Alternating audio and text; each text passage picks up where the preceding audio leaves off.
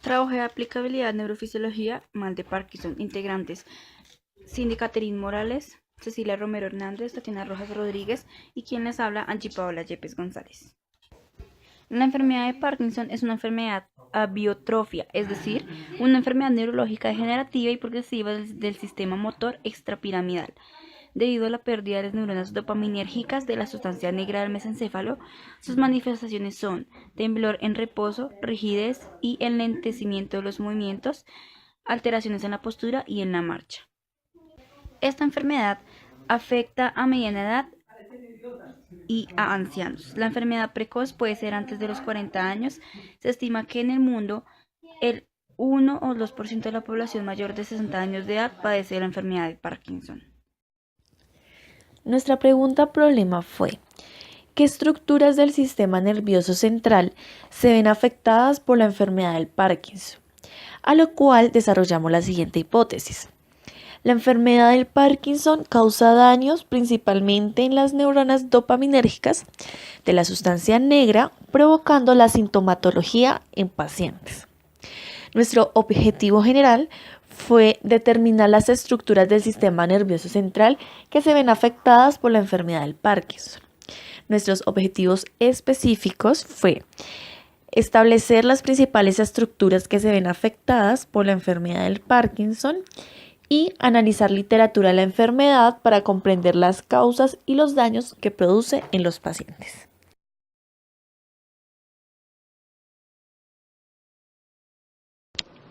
Los principales signos y síntomas del Alzheimer son el temblor, la rigidez y la bradicinesia.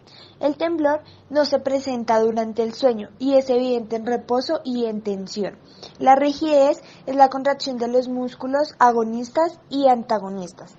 La bradicinesia es la lentitud para realizar los movimientos. También encontramos signos y síntomas secundarios, que son la dificultad de eglución, los cambios del habla, principalmente la hipofonía y la disprosodia, la depresión, los problemas urinarios y estreñimiento, problemas del sueño, demencia y problemas emocionales. Encontramos también signos y síntomas oculares, que son la agudeza visual deficiente, que es la falta de dopamina en la retina por los movimientos anormales del ojo. También la visión de color, que disminuye en contornos monocromáticos, los campos visuales, en donde el campo visual es similar a la enfermedad de glaucoma. Se presentan movimientos de los ojos, reflejos del párpado, pupila reactiva, es decir, desequilibrio parasimpático, sensibilidad al contraste, potencial visual evocado, o sea, retraso en el procesamiento visual del paciente, complejos de las funciones visuales, en el que encontramos una déficit en la orientación visoespacial, problemas de la orientación, discriminación de los movimientos y deterioro del reconocimiento facial. También encontramos unos síntomas motores que se compensan focalmente. Primero se manifiesta en un solo lado del cuerpo y luego se procesan al lado contrario al avance de la enfermedad. Los principales síntomas motores que encontramos son la asinesia, la rigidez y el temblor. La asinesia se define como la ausencia del movimiento y principalmente como la hipocinesa, disminución de la frecuencia y de la amplitud de los movimientos espontáneos, en donde hay ausencia de actividad en la vida cotidiana. Más que todo se presenta al levantarse, al moverse y al caminar. También encontramos la micrografia, que es la disminución del trazo y de la lentitud para escribir. Encontramos la marcha parkinsónica, que es la tendencia a la flexión y la disminución de la zancada, elevando el pie al caminar. La bradicinesia, que es la disminución en la velocidad del movimiento hasta la desaparición del movimiento y la dificultad al llevar a cabo movimientos secuenciales o simultáneos. Algunos de los síntomas aparecen por el envejecimiento normal. El paciente tiene dificultades para conciliar el sueño debido al temblor, a la rigidez y al frío principalmente. Cuando hablamos de los síntomas motores sobre la rigidez, hablamos del aumento del tono muscular en reposo, en donde se disminuye la distensión y se aumenta la resistencia, teniendo una dificultad para la flexión. Se identifica con el signo de la rueda dentada y puede darse en alteraciones del aula mientras empieza a avanzar la enfermedad.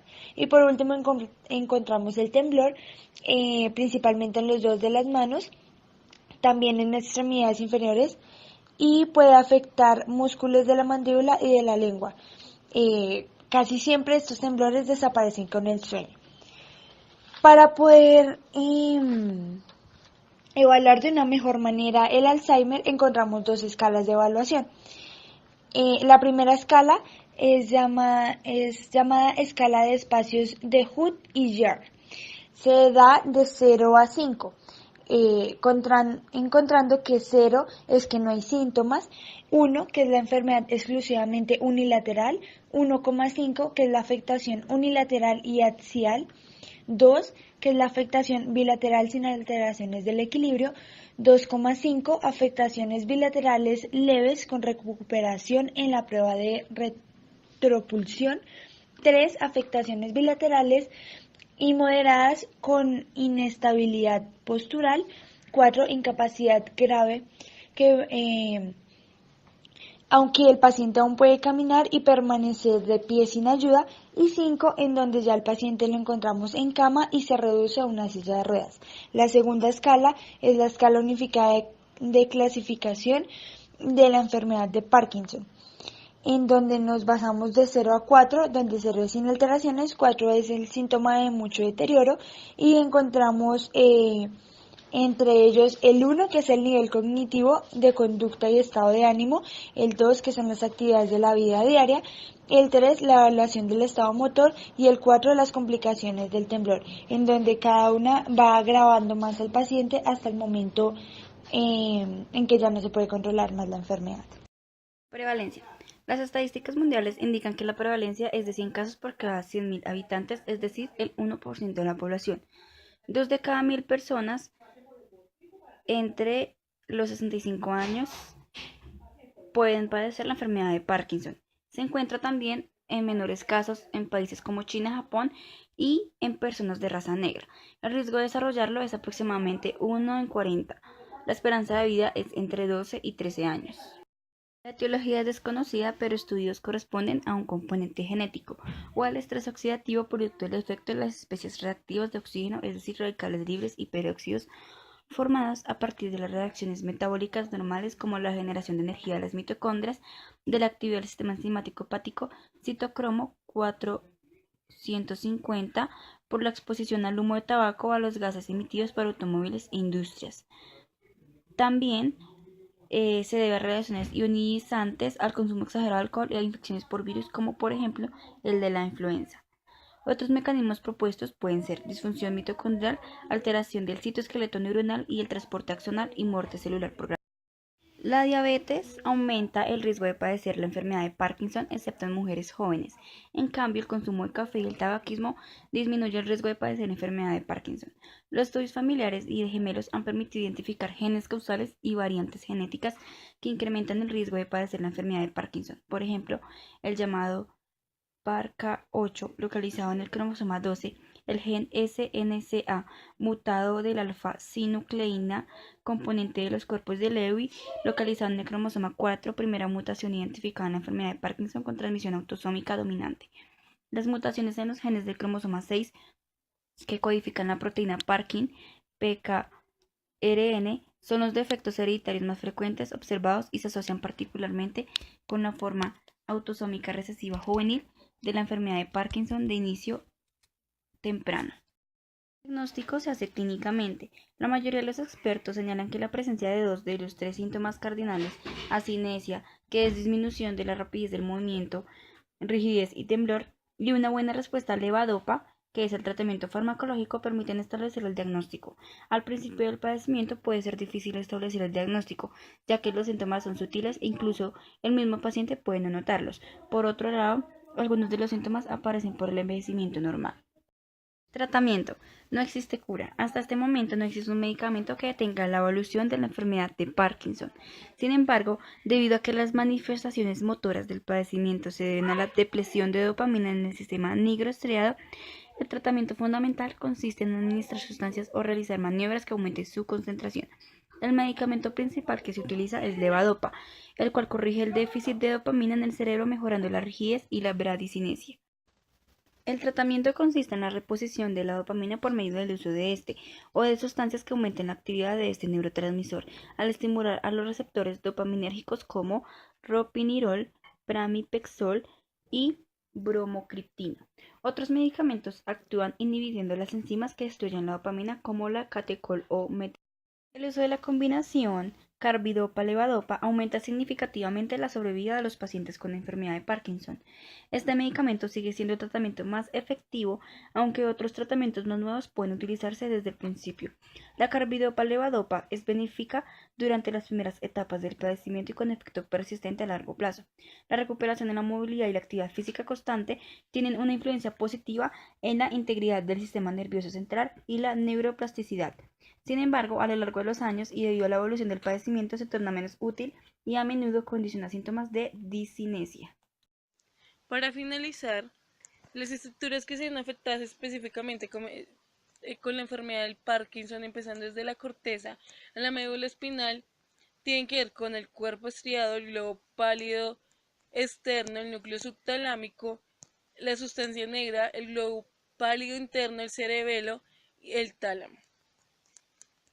Las principales o principal causa de la enfermedad del Parkinson es que se presenta cuando se dañan o mueren las células nerviosas o neuronas. El cerebro, aunque en muchas áreas del cerebro se ven afectadas, los síntomas más comunes son el resultado de la pérdida de neuronas en un área cerca de la base del cerebro conocida como la sustancia negra. Normalmente, las neuronas en esta área producen una sustancia química importante en el cerebro conocida como dopamina. La dopamina es un mensajero químico responsable de transmitir señales entre la sustancia negra y la siguiente estación de relevo del cerebro, llamada el cuerpo estriado. Para producir movimientos uniformes y acelerados, la pérdida de dopamina produce patrones anormales de activación nerviosa dentro del cerebro que causan deterioro del movimiento y qué daños puede generar, o sea, los daños como tal, basados en estudios literarios que puede generar el Parkinson, son problemas con el equilibrio y la marcha, rigidez muscular, dolores musculares, presión arterial baja, postura encorvada, básicamente problemas también en la propiocepción. También puede tener dificultad para deglutir, dificultad para el habla, entre otras.